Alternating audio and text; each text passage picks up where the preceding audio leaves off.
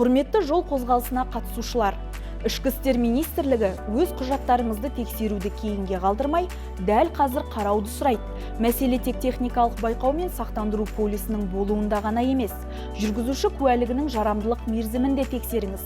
Бүгінде мұны бірнеше минут ішінде онлайн кезексіз жасауға болады.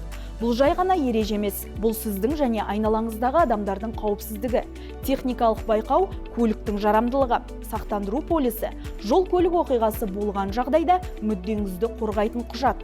Автоматты тіркеу камералары мұндай құқық бұзушылықтарды анықтап жатыр. Атап өтер жай, бұл шаралар жазалау үшін емес, тәуекелдердің алдын алып өмірлерді сақтауға бағытталған. Қарапайым талаптарды сақтау – бұл сіздің қауіпсіздігіңіздің, сеніміңіздің және жолдағы тәртіптің кепілі. Заң мен тәртіп әрқайсымыздан басталады.